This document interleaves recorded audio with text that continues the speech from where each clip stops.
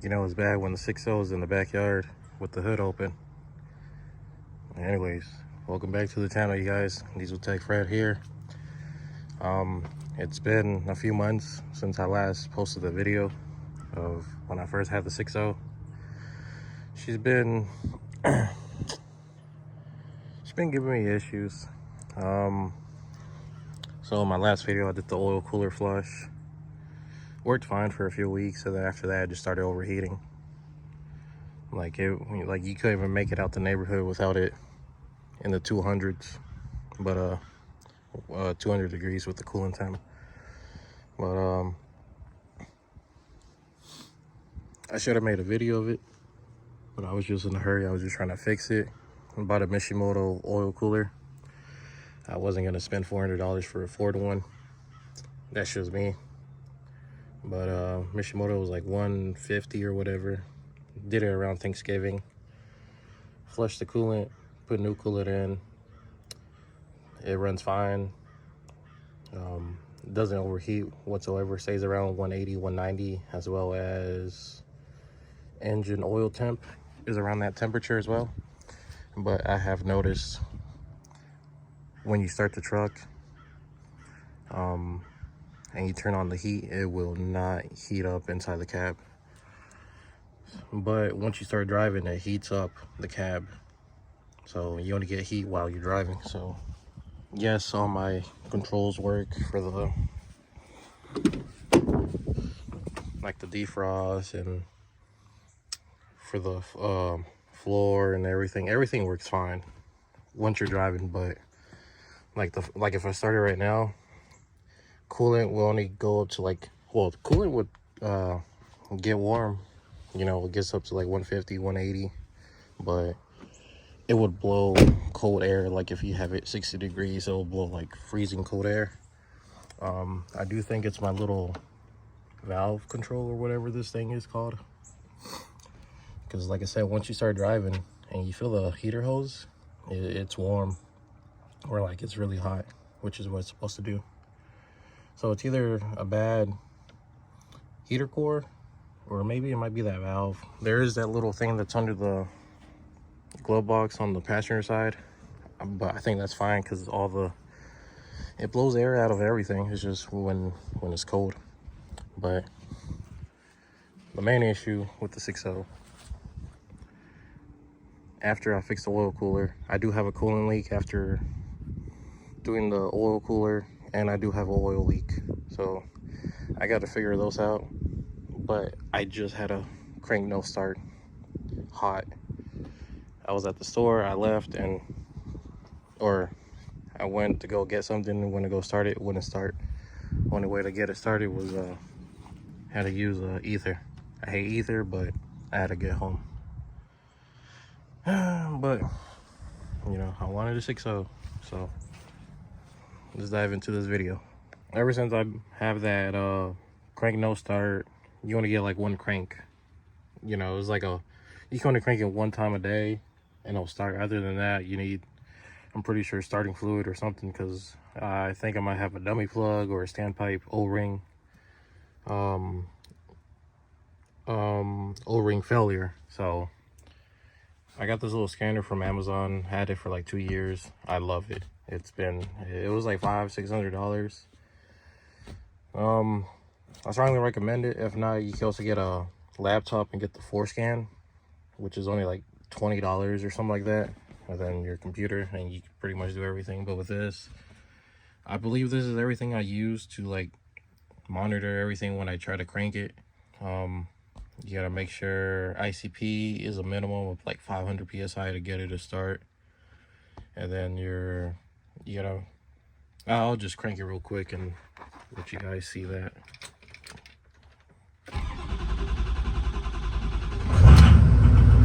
Like I said, it starts up. You want to get one crank a day.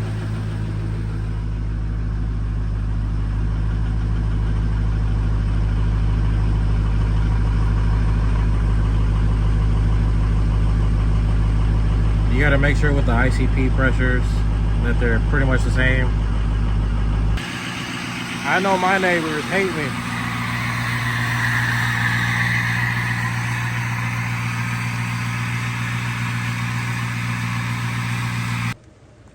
Alright, you guys, you see my ratchet right there. So you got the up pipe right there. There's the IPR, and there is a IPR tool right there. You gotta unplug it from way down there. And the only way how I got it, I have a stubby 3/8 ratchet, and boy, I had to use all my force to break it loose. That's how I do it. It shouldn't be super tight, but when I did everything, I had the turbo out and everything, so I kind of tightened it a little too hard, but I managed to take it off. So after you take this off, you do the IPR air test, and I'll show you on the next step. It might take a while because it's raining pretty good right now, and I ain't trying to get soaked, but we'll see what happens. All right, this is the IPR. Screen's good up top. O-ring. So everything looks good on it. No broken O-ring. All right, this is the IPR tester. It just has the IPR fitting up there. You thread that into your IPR port, and you get shop air. You plug it in here. You turn on the valve, and you take off the oil cap, and then you take off the the crankcase side on the passenger or on the driver's side. You take that off, and you just listen to where you think it's bypassing. You'll hear it. I'll show you guys how to do it, but that's pretty much how you do it. You thread that fitting for the IPR into the IPR, obviously. I already did the test. It's coming out the dipstick, so that's passenger side dummy plug or the standpipe, but it's a little hard to show you guys how to do this with one hand, only because I think the fitting's kind of loose, and when you plug it in, air just blowing out like crazy, even with the valve off. But I'm gonna try to give you guys a little demonstration with it, so I'll show you guys what I mean. You'll notice right away, because when you turn on the valve and the air comes out, see, you can still hear it hissing, but you'll just hear it hissing, and then you can see the little vapor coming out. And like I said, if it was the driver's side, I already took off this intake, and right under here is like the little crankcase that goes to this piece of the intake, and you would probably hear it from there. But with this one, obviously it's coming from the driver or the passenger side.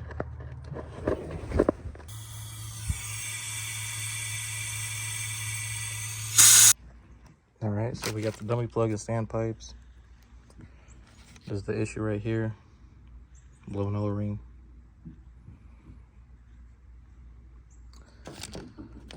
There's the old one. It's still new, but I'm gonna swap it with the new one. Here's the new one, and here's the other new one from Ford. And then I just gotta take off the passenger side old one, take it out, put the new one in. To take it off, you gotta remove the oil rail, which is T30s, and they come off, and I'm gonna clean them a little bit because it's a little bit dirty right there from the old O-ring, but I'll show you. So that's it. It's gonna be that one back there. Get you some pliers or something, take it out, and then put the new one in, and that's really it. All right, guys, I got everything plugged up. I got the monitor right here, and we're gonna crank it. This is first time after everything's been on.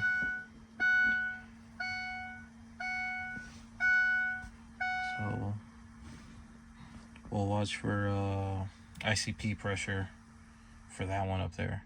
Remember, this is desire and this is actual pressure right here, so we'll see what it does.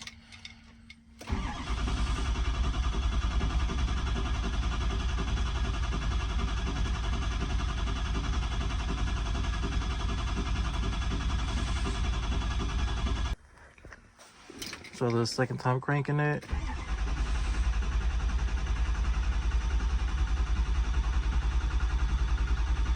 Remember, I took the IPR off, so got some air in the system. Battery's a little low. There we go. So like I said, I had the IPR off, and I took out the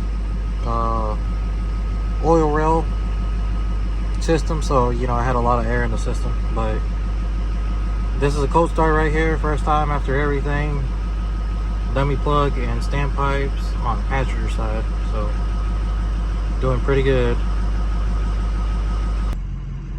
All right, you guys, so engine oil temperature 195, coolant temp 197, ICP pressure and the desire, they're both about the same. So I drove it around. I am going to turn it off and then start it, see if that fixed the hot start. So got it off.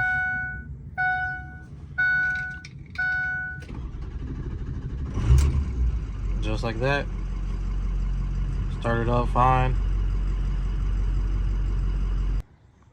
All right, you guys, that's gonna end the video. So remember, hot crank, no start. A lot of times it's gonna be an oil ring issue, and this time it was a dummy plug and standpipe on the passenger side. But since I was there, I went ahead and did the dummy plug. But there she is, new Mishimoto oil cooler, new OEM standpipes and dummy plugs. I strongly recommend, if you do one side, do the other side. I did the driver's side when I first got this thing in like June, July. And then, you know, now it's December, so, you know, it's just a matter of time before the other side goes out. So, replace both sides. Not too bad of a job. Do it in a weekend, honestly, or in a day. It's not too bad, but yeah. Until next time, you guys. See ya.